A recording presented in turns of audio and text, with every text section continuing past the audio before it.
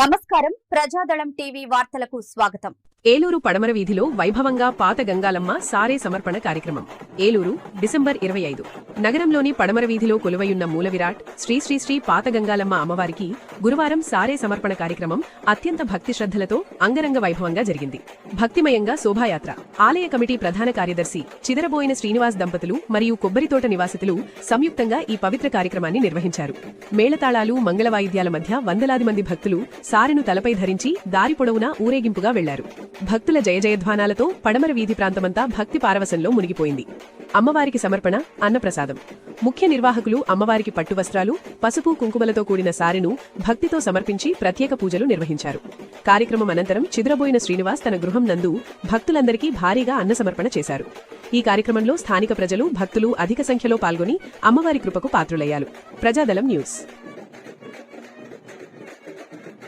డమ్ డుమ్ డమ్ డప్పుల మోత దద్దరిల్లెను ఏలూరు కోట, గల్లు గల్లున గజ్జల మోత గంగాలమ్మ వచ్చేనంట.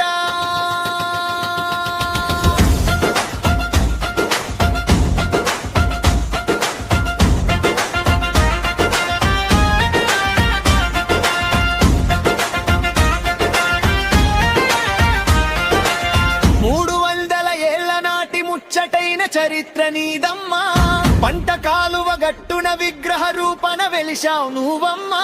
పశువుల కాపరుల కంటపడిన ఆదిశక్తివి నీవమ్మా. ఊరి జనులంతా కలిసి నిన్ను కొండగా కొలిచారమ్మా. డం బం బం డప్పుల మోత దద్దరిల్లెను ఏలూరు కోట, గల్లు గల్లున గజ్జల మోత గంగాలమ్మ వచ్చేనంట.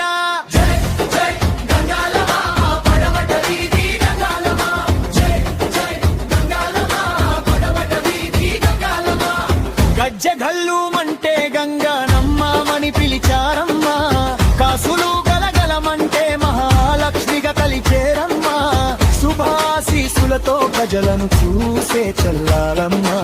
ఏలూరులో మొదటిగా వెలిసిన పథకం